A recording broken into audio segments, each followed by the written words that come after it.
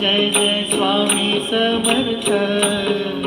श्री स्वामी समर्थ जय जय स्वामी समर्थ। महाराज श्री स्वामी समर्थ जय जय स्वामी समर्थ। श्री स्वामी समर्थ जय जय स्वामी समर्थ। महाराज श्री स्वामी समर्थ जय जय स्वामी समर्थ। श्री स्वामी समर्थ जय जय स्वामी समर्थ। महाराज श्री स्वामी समर्थ जय जय स्वामी समर्थ। श्री स्वामी समर्थ जय जय स्वामी समर्थ। महाराज श्री स्वामी समर्थ जय जय स्वामी समर्थ। श्री स्वामी समर्थ जय जय स्वामी समर्थ। महाराज श्री स्वामी समर्थ जय जय स्वामी समर्थ। श्री स्वामी समर्थ जय जय स्वामी समर्थ जय जय स्वामी समर्थ। श्री स्वामी समर्थ जय जय स्वामी समर्थ। महाराज श्री स्वामी समर्थ जय जय स्वामी समर्थ। श्री स्वामी समर्थ जय जय स्वामी समर्थ। महाराज श्री स्वामी समर्थ जय जय स्वामी समर्थ। श्री स्वामी समर्थ जय जय स्वामी समर्थ। महाराज श्री स्वामी समर्थ जय जय स्वामी समर्थ। श्री स्वामी समर्थ जय जय स्वामी समर्थ। महाराज श्री स्वामी समर्थ जय जय स्वामी समर्थ। श्री स्वामी समर्थ जय जय स्वामी समर्थ। महाराज श्री स्वामी समर्थ जय जय स्वामी समर्थ। श्री स्वामी समर्थ जय जय स्वामी समर्थ। महाराज श्री स्वामी समर्थ जय जय स्वामी समर्थ। श्री स्वामी समर्थ जय जय स्वामी समर्थ। महाराज श्री स्वामी समर्थ।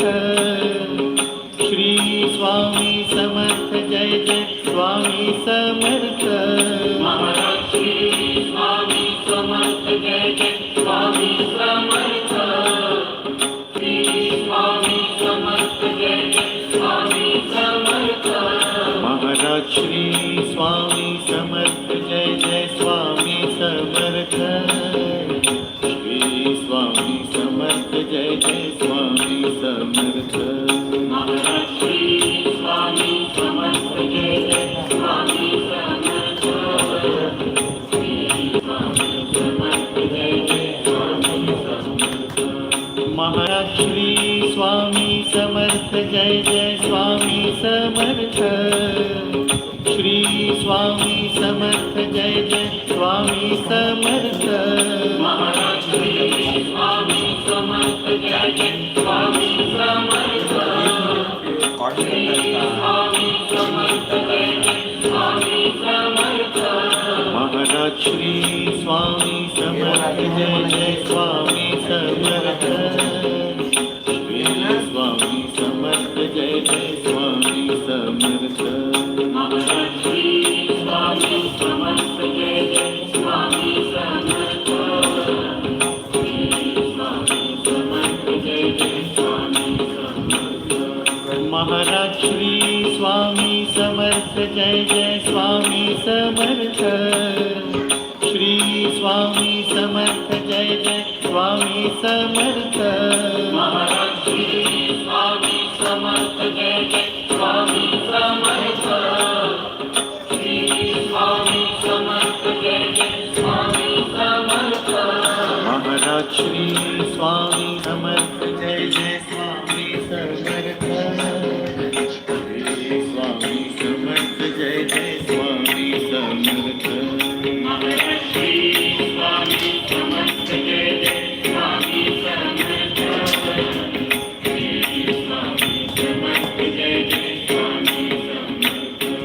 महाराज श्री स्वामी समर्थ जय जय स्वामी समर्थ श्री स्वामी समर्थ जय जय स्वामी समर्थ श्री स्वामी समर्थ जय जय स्वामी समर्थ श्री स्वामी समर्थ जय जय स्वामी समर्थ महाराज श्री स्वामी समर्थ जय जय स्वामी समर्थ श्री स्वामी समर्थ जय जय स्वामी समर्थ महाराज श्री स्वामी समर्थ जय जय स्वामी समर्थ श्री स्वामी समर्थ जय जय स्वामी समर्थ महाराज श्री स्वामी समर्थ जय जय स्वामी समर्थ श्री स्वामी समर्थ स्वामी समर्थ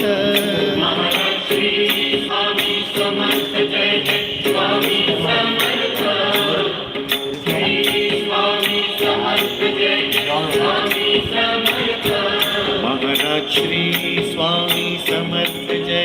स्वामी समर्थ श्री स्वामी समर्थ जय जय स्वामी समर्थ महाराज श्री स्वामी समर्थ जय जय स्वामी समर्थ श्री स्वामी समर्थ जय जय स्वामी समर्थ महाराज श्री स्वामी समर्थ जय जय स्वामी समर्थ श्री स्वामी समर्थ जय जय स्वामी समर्थ महाराज श्री स्वामी समर्थ जय जय स्वामी समर्थ श्री स्वामी समर्थ जय जय स्वामी समर्थ महाराज श्री स्वामी समर्थ जय जय स्वामी समर्थ श्री स्वामी समर्थ जय जय स्वामी समर्थ महाराज श्री स्वामी समर्थ जय जय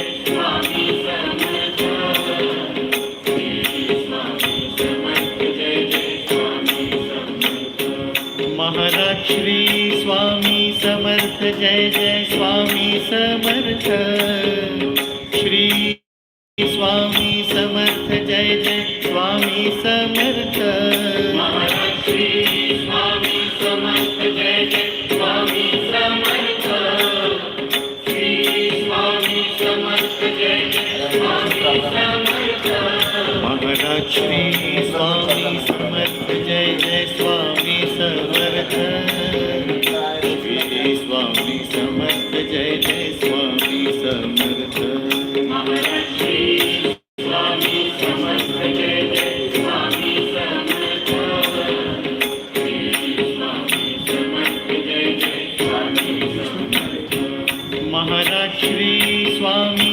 समर्थ जय जय स्वामी समर्थ श्री स्वामी समर्थ जय जय स्वामी समर्थ महाराज श्री स्वामी समर्थ जय जय स्वामी समर्थ श्री स्वामी समर्थ जय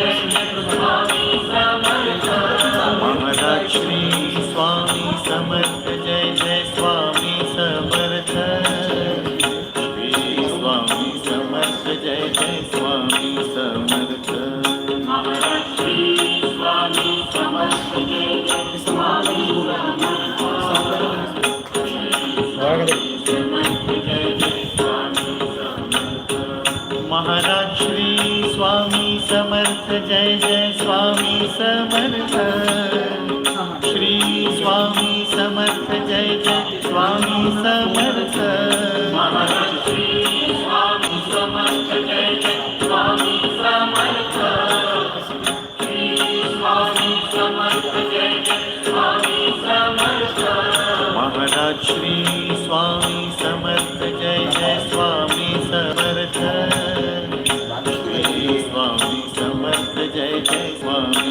समर्थ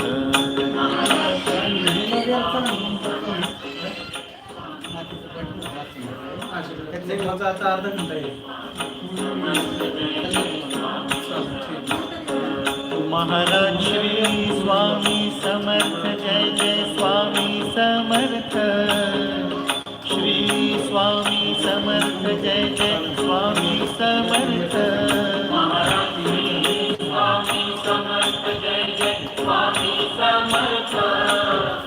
श्री स्वामी समर्थ जय जय स्वामी समर्थ। महाराज श्री स्वामी समर्थ जय जय स्वामी समर्थ।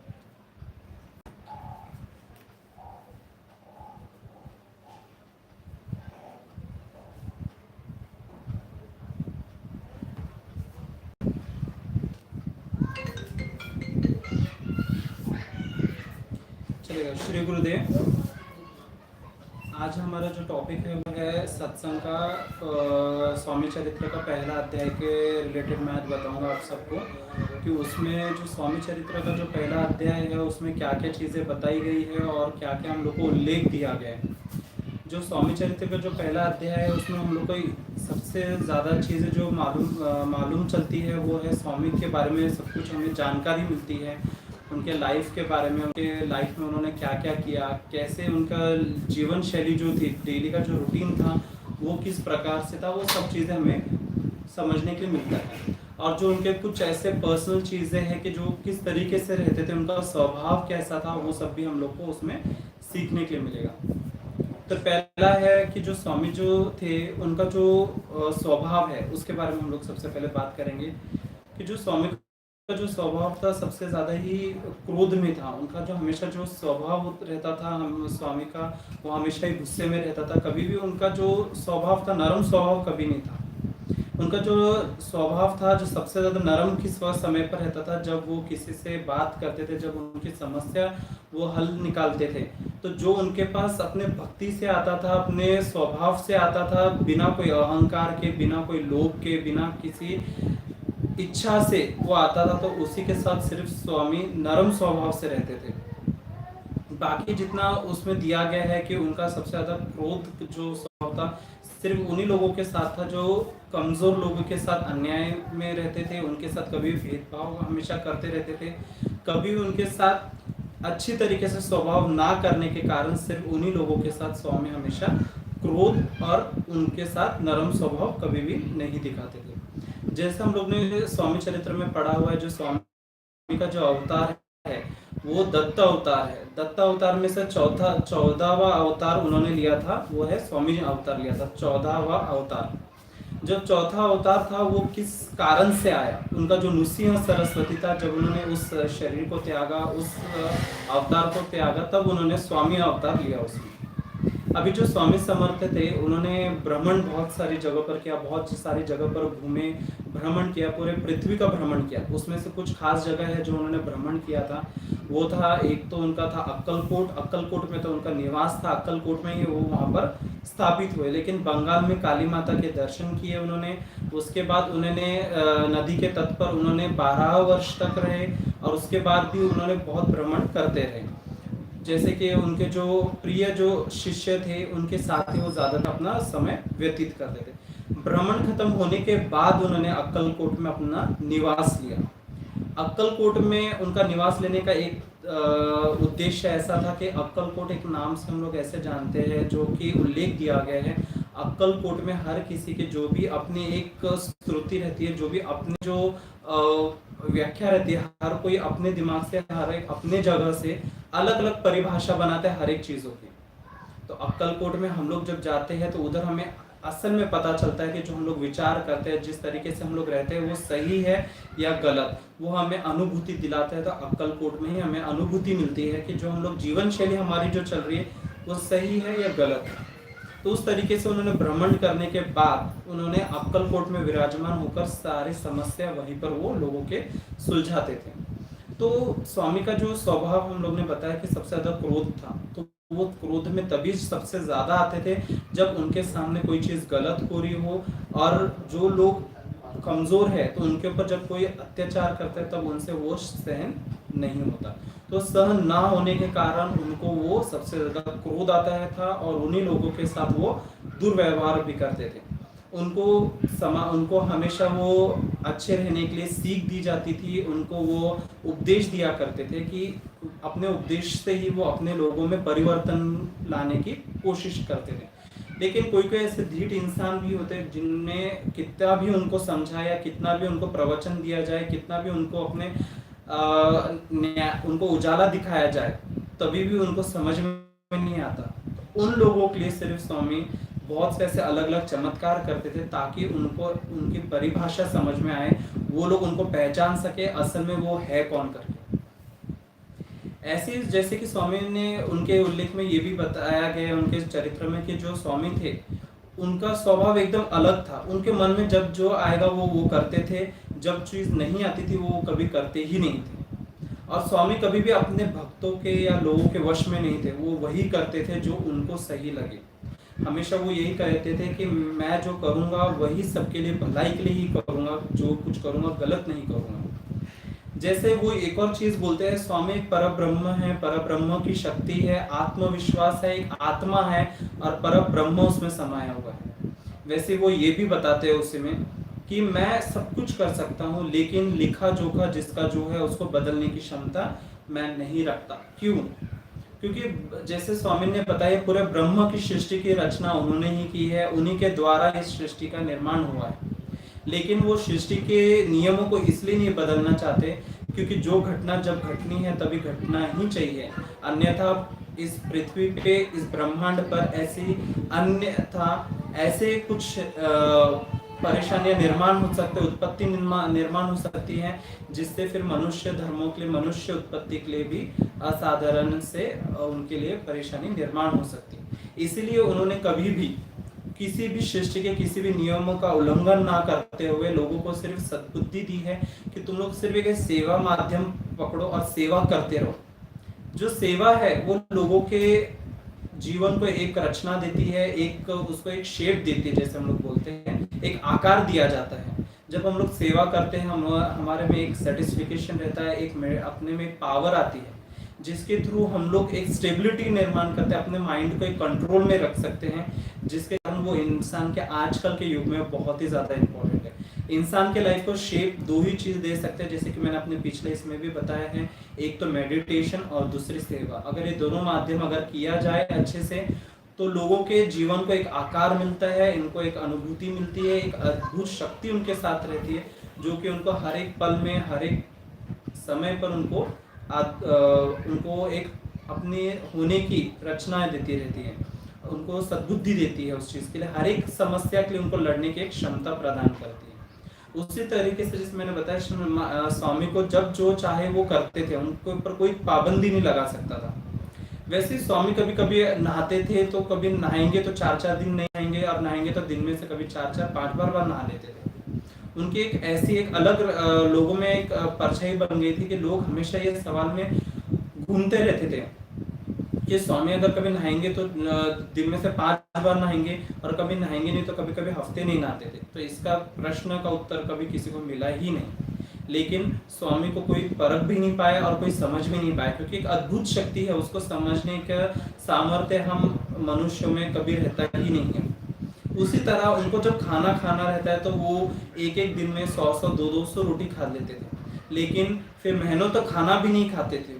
लेकिन खाएंगे एक समय पर तो बहुत खाएंगे, और फिर खाएंगे नहीं तो महीनों तक खाना भी नहीं खाते थे।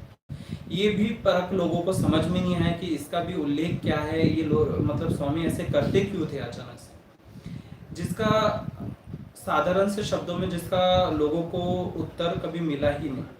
उसके बाद गांडगापुर, जो गांडगापुर उनका एक दत्त अवतार जो ठाना है गांडगापुर, जहाँ पर उनका सबसे पहला अवतार दत्त अवतार, जहाँ से दत्त संप्रदाय का चालू हुआ, उन्होंने उसका भ्रमण करने का जब वापस से अक्कलकोट में आए तो उन्होंने ऐसे बहुत से लोगों में परख देखी। एक जो था ज्ञानी बुआ थे, जो कि कीर्तनकारक थे, कीर्तन करते थे, हर जगह कीर्तन करते थे, लेकिन उनमें एक अहंकार बहुत बड़ा भयंकर था कि वो अहंकार के चलते अपने कीर्तन में लोगों को एक तो अंधश्रद्धा मार्ग में भी लेकर जाते थे और ऊपर से वो लोगों को गलत गाइडेंस करते थे। गलत गाइडेंस करने का मतलब कैसा था, उन्होंने अपने एक कीर्तन में जब वो स्वामी के पास पहुंचे तो उनकी ऐसी इच्छा हुई कि वो स्वामी के सामने अपना एक कीर्तन दिखाए। लेकिन वो कीर्तन दिखाने का ये अद्भुत उनके मन में क्या प्रश्न उठा था, ये नहीं कि वो भक्ति भाव से करते थे कीर्तन करना था उनको, बल्कि अहंकार के स्वरूप में वो स्वामी के सामने अपना प्रदर्शन करना चाहते थे कीर्तन का। तो कीर्तन में उन्होंने एक बात बताई कि अगर इंसान को अगर मोक्ष की प्राप्ति करनी है तो उनको प्रपंच में रहकर, अपने संसार में प्रपंच में रहकर उनको बच्चे रहना ही चाहिए। जिसको संतान प्राप्ति नहीं है उनको मोक्ष की प्राप्ति नहीं होती, ऐसा उन्होंने अपने कीर्तन में कहा। उन्होंने वही चीजें बार बार दोहराई स्वामी के सामने कि इंसान को मोक्ष की प्राप्ति तभी होती है जब इंसान अपने प्रपंच में, संसार में रहकर, अपने प्रपंच में रहकर वो अगर संतान की प्राप्ति करते हैं तो ही उनको मोक्ष मिलता है। तो जिस कारण से स्वामी को सबसे ज्यादा क्रोध आया, उस क्रोध में उन्होंने उसको अपना कीर्तन तुरंत बंद करने का आदेश दिया, क्योंकि उसने जो बात कही कि प्रपंच में रहकर संतान प्राप्ति आवश्यक है तभी मोक्ष मिलता है, इसका विरोध करते हुए स्वामी ने कहा कि नहीं, ये एकदम से गलत व्याख्या है। जो व्याख्या वो लोगों को बता रहा था वो एकदम गलत होने का कारण ये था, जिन लोगों को संतान की प्राप्ति नहीं है तो क्या उन लोगों को मोक्ष नहीं मिलता? ये एकदम गलत व्याख्या बताई थी। उन्होंने बोला कि ऐसा कुछ नहीं था, बस तुम्हारे कर्म, तुम्हारी सेवा, तुम्हारे अच्छे कर्म यही तुम्हें मोक्ष की प्राप्ति दिलाता है। मोक्ष की प्राप्ति करने के लिए तुम्हारे कर्म ही सिर्फ महत्व नहीं रखते, तो तुम्हारे जो तुम सेवा करते, सेवा माध्यम देते हो, भक्ति भाव से पूछते हो, वही आपको मोक्ष की प्राप्ति में लेकर जाता है। दूसरा, मोक्ष की प्राप्ति में ले जाने का अर्थ ये रहता है जब आप अपने गुरु के वचनों का पालन करते हैं, गुरु के वचनों का, शब्दों का मान रखकर उसी स्वभाव में रहते हैं, अहंकार को दूर रखते हैं, लोभ को दूर रखते हैं, तब आपको मोक्ष की प्राप्ति होती है। लेकिन जो उसने कहा कि संतान की प्राप्ति आवश्यक है, वो गलत है। संतान की प्राप्ति ये रहना एकदम गलत है। तो स्वामी ने यही बताया कि तू लोगों को जो गलत व्याख्या बताते हुए जो बता रहे हैं संतान की प्राप्ति रहनी ही चाहिए, वो लोगों को तो मोहों में डाल रहे हैं। वो मोहों से बाहर निकलना चाहिए लोगों को कि संतान प्राप्ति आवश्यक नहीं है, प्रपंच यह आवश्यक है, लेकिन संतान प्राप्ति ये गलत है।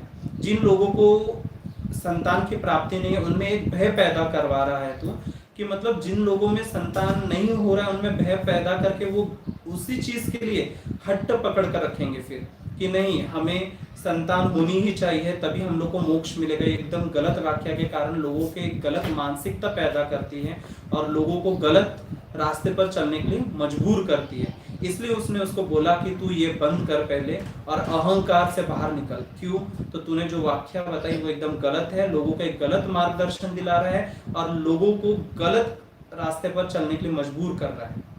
तो महाराज ने जैसे बताया, हम लोग को एक साधारण शब्दों में बताया है, अगर हम इन चीजों को फॉलो करते हैं, उनको गाइडेंस जो उन्होंने दिया है, तो हम लोग को मोक्ष की प्राप्ति जरूर मिलती है। पहली बात तो हम लोग को ये ध्यान में रखना पड़ता है, अपने कर्म अच्छे रखना चाहिए।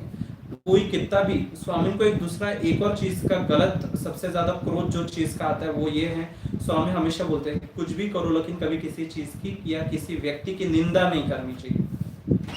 निंदा करने से क्या होता है कि महास्वामी को उसका सबसे ज्यादा क्रोध आता है और वो लोग स्वामी तक कभी पहुंच ही नहीं पाते। चाहे आप दिन में से 24 घंटे स्वामी की सेवा करो, उनकी भक्ति करो, लेकिन उनको वो कभी भी फलदायक नहीं होता। क्यों? तो आपके मन में जब तक दूसरों के लिए कठोर है, कालापन है, आपके मन में लोभ है, जब तक आपके मन में सामने वाले प्रति की निंदा करते रहेंगे, तब तक महाराज जी को आपकी सेवा प्राप्ति नहीं होती। तो इसलिए अगर जिसको मोक्ष प्राप्ति करनी है, पहली बात तो अपने कर्म अच्छे रखो, कर्म अच्छे रहे तो सब कुछ अच्छा होगा।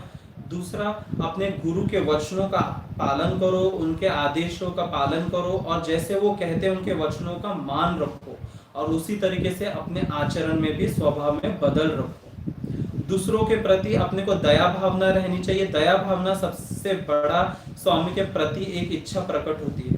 जब आप किसी के प्रति दया भावना रखते हैं तो स्वामी आपको अपने आप पास बुला लेते हैं। जब आप जानवरों के प्रति दिल से सेवा करते हैं तब स्वामी आपको अपने से पास बुलाते हैं। तो ये कुछ अपने को हमेशा याद रखना चाहिए।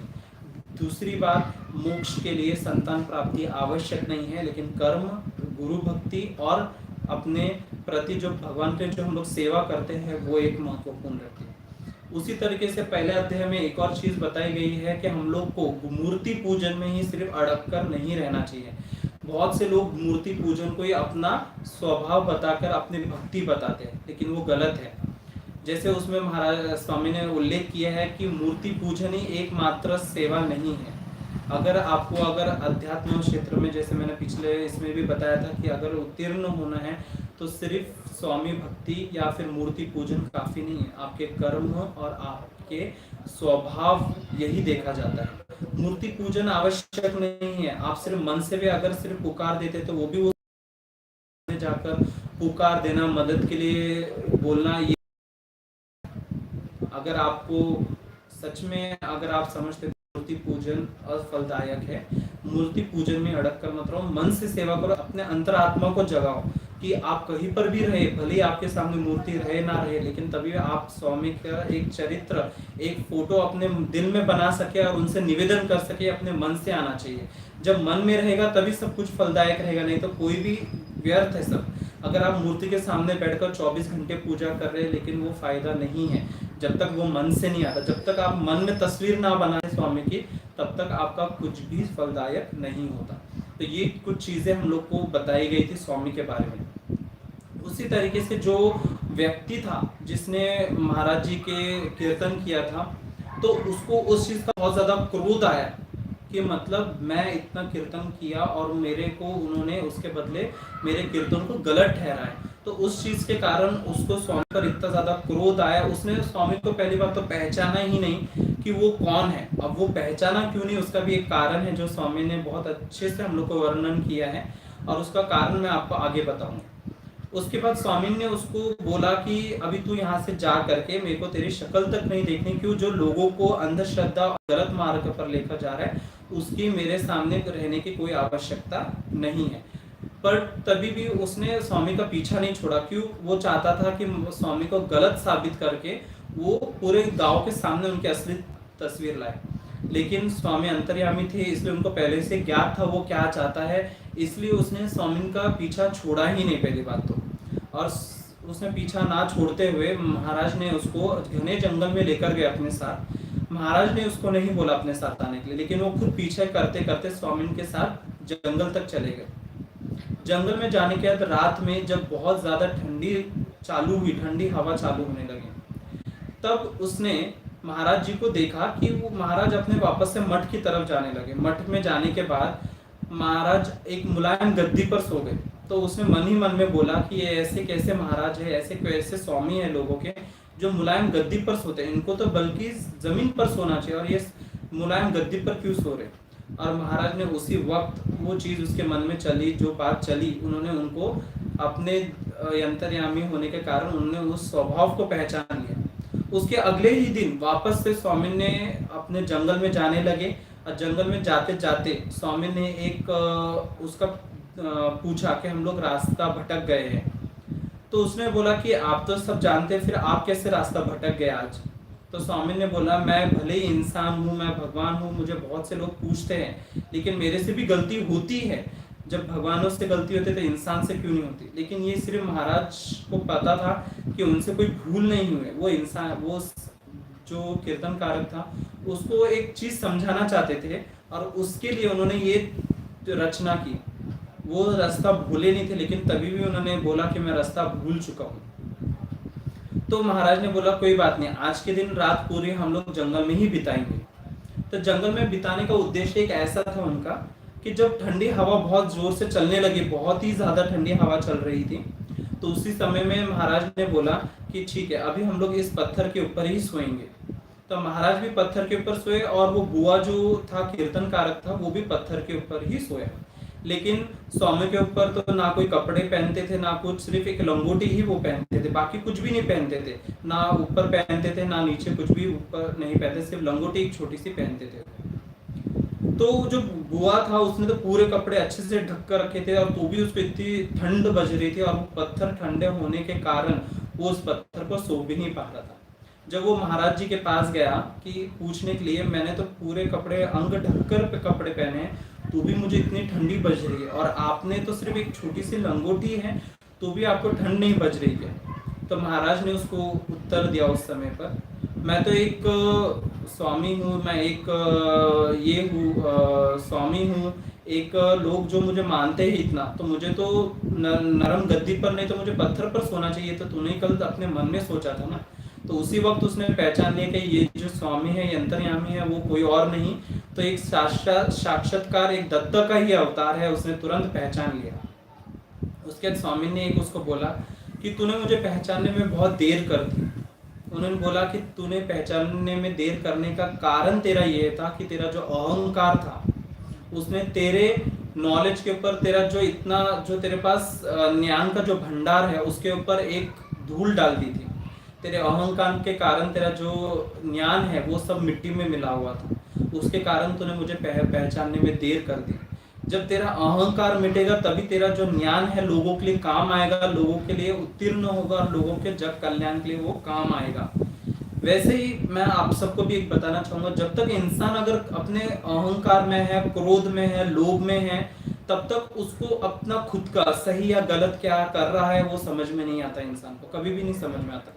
जब तक वो अहंकार में रहता है तब तक उसको अपना सही गलत का परिचय नहीं रहता, और दूसरी बात वो सामने वाले का कभी भला भी नहीं कर सकता। क्यों? तो उसका अहंकार उसको वह सब चीजों से करने से रोकते हैं। जब इंसान में अहंकार आता है वो एक अधोपतन के मार्ग पर निकलता है, मतलब उसका विनाश उसी दिन से शुरू होता है जब उसमें अहंकार घर कर लेता है।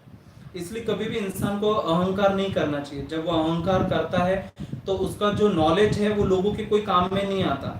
नॉलेज उसका एकदम फ्लॉप हो जाता है, बंद हो जाता है उसका नॉलेज, वो लोगों के किसी काम में नहीं आता।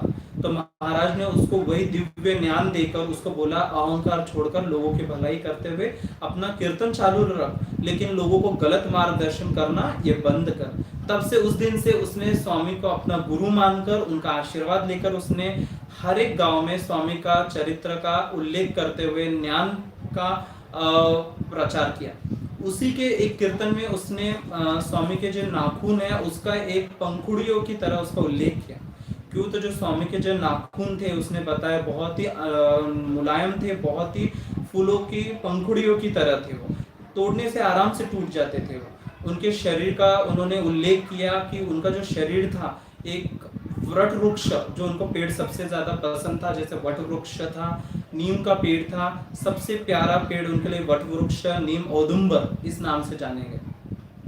उसी तरह जो गांव में उनको उन्होंने एक स्वभाव उन्होंने बताया कि जो स्वामी है लोगों के ऊपर जो कृपा करते हैं, जो कृपा बरसाते हैं, वो एकदम सूरज की रोशनी की तरह है। जैसे हम लोग सूरज को देख नहीं सकते उसकी तरफ, वैसे स्वामी को हम लोग अभी भी नहीं देख सकते, लेकिन वो जो रोशनी देता है तो पूरे जग को रोशनी देता है। वैसे स्वामी जो है वो पूरे जग को रोशनी देते हैं, पूरे जग में अपना आशीर्वाद देते हैं, लोगों में कृपा बरसाते हैं, बस हम लोग उनकी तरफ देख नहीं सकते।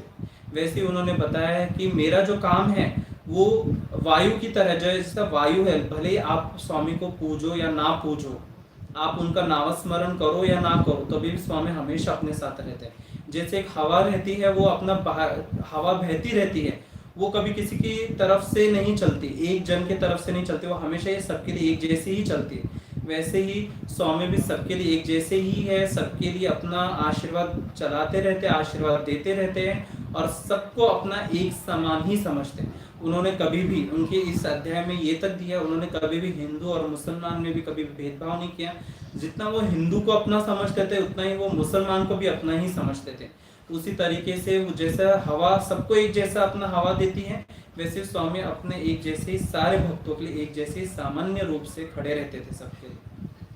उनके लिए एक कुत्ता और गाय, ये दोनों ही बहुत ज्यादा प्रिय थे। जब भी उनके लिए कोई खाना लाता था वो खाना दोनों ही जानवरों में बांट देते थे और खुद भी अति प्रेम से खाते थे। उसका कारण ये था क्योंकि उनका बोलना था कि मेरा जो सेवा करे या ना करे, लेकिन अगर इन दो जानवरों का, सिर्फ उन दो नहीं तो किसी भी जानवर की अगर आप दिल से सेवा करते हैं तो एक प्रकार से वो सेवा स्वामी के ही चरणों में अर्पण होती है। वो बोलते हैं कि आप मेरे को फूल चढ़ाओ ना चढ़ाओ कोई समस्या नहीं, लेकिन एक टाइम पर अगर आपको कोई भूखा जानवर दिखे तो उसको खाना जरूर दो। उससे आप मेरे को ही खाना खिला रहे हो। उन्होंने खुद बोला अपने इसमें कि अगर आप किसी भी भूखे जानवर को खाना खिलाते तो वो आप उन्हीं को खिलाते हो। स्वामी का एक सबसे ज्यादा अनमोल चीज जो मैं आपको बताना चाहता हूँ, जो सबसे प्रिय जो चीज थी, वो सुबह उठते उठते ही उनको मीठा खाना सबसे ज्यादा पसंद था। सुबह उठते ही कोई दही या कोई चीनी या कोई गुड़ या कोई कुछ ना कुछ उनको लाकर देता था। क्यों? तो उनको वो खाना बहुत पसंद था। सुबह उठते उनका प्रारंभ जो करते थे, दिन की शुरुआत जो करते थे, वो मीठी चीजों से ही करते थे। उनका मीठा चीज अति आवश्यक था। उनका बोलने का अर्थ था जो चीज हम लोग मीठे से शुरुआत करते हैं तो दिन भी हमारा पूरा अच्छा ही जाता है। दूसरा उन्होंने अपने इसमें बताया, जैसे स्वामी को कोई उनके जो व्याख्या है, उनके जो चरित्र है वो कोई नहीं बदल सकता। जैसे चीनी से कोई मिठास को नहीं बदल सकता, चीनी में से कोई मिठास निकाल नहीं सकता, वैसे स्वामी को वो किसी और औदुंबर दत्त से अवतार से अलग कोई कर ही नहीं सकता। दत्त अवतार मतलब स्वामी समर्थ का अवतार है। तो वैसे उन्होंने बताया था, अपने अगले इसमें बताया है कि मेरे जो जीवन शैली है बहुत ही लंबी जाएगी और लोगों के कल्याण के लिए ही मैंने अवतार लिया है, और मेरा कल्याण करने का ही एक अवसर मुझे जो प्रभु का जो अवतार मिला है, तो उस कार्य को मैं समाप्त करके ही लोगों का कल्याण करके ही करूँ। तो उनका इतने सारे जो अध्याय है उसमें से एक अध्याय के बारे में आज हमने हर चीज़ पता की है, पढ़ी है, आपको बताई। अब इसके आगे जो अगले अध्याय है उसमें हम लोग अगले गुरुवार को ठीक 4 से 5 बजे तक उसमें हम लोग वापस से करेंगे। चले, श्री स्वामी समर्थ, श्री गुरुदेव दत्त, श्री गुरुदेव दत्त, श्री स्वामी समर्थ।